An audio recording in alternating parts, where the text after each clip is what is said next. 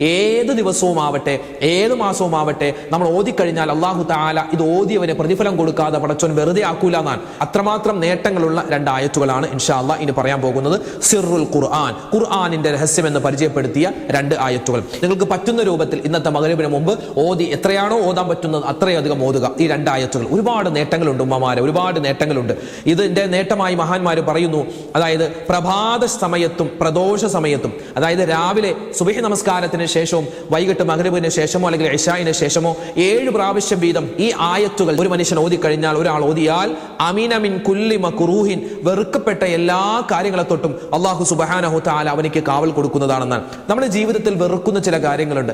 കടം വന്ന് കുന്നുകൂടുക, അത് നമ്മൾ വെറുക്കുന്ന കാര്യമാണ്, നമ്മൾ ഇഷ്ടപ്പെടാറില്ല. ശുദ്ധമായ ഖുർആനിലെ ബിസ്മില്ലാത്ത സൂറത്താകുന്ന സൂറത്തു തൗബയുടെ അവസാനത്തെ 2 ആയത്ത്, ഇതൊക്കെ നമ്മൾ സ്ഥിരമായി ഓതുന്ന ആയത്താണ്. പക്ഷേ ഇത്രയധികം പ്രതിഫലമുണ്ടെന്ന് നമ്മൾ ഇപ്പോഴല്ലേ മനസ്സിലാക്കിയത്. അതുകൊണ്ട് ഇൻഷാ അല്ലാഹ് ഒരു അയ്യേയും വിചാരിക്കേണ്ട, ഇന്ന് തന്നെ ഓതി തുടങ്ങിക്കോ.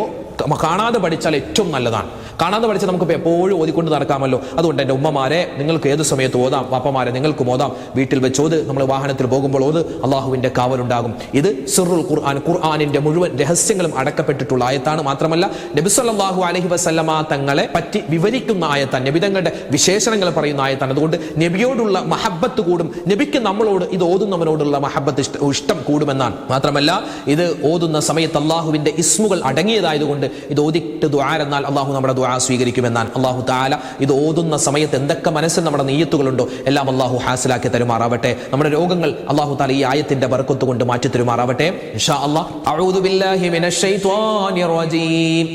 ലഖദ് ജാഅകും റസൂലും മിൻ അൻഫുസികും അസീസുൻ അലൈഹി മാ അനിത്തും അസീസുൻ അലൈഹി മാ അനിത്തും ഹരീസുൻ അലൈക്കും ബിൽ മുഅ്മിനീന റഊഫുർ റഹീം. فإن تولوا فقل حسبي الله لا إله إلا هو عليه توكلت وهو رب العرش العظيم.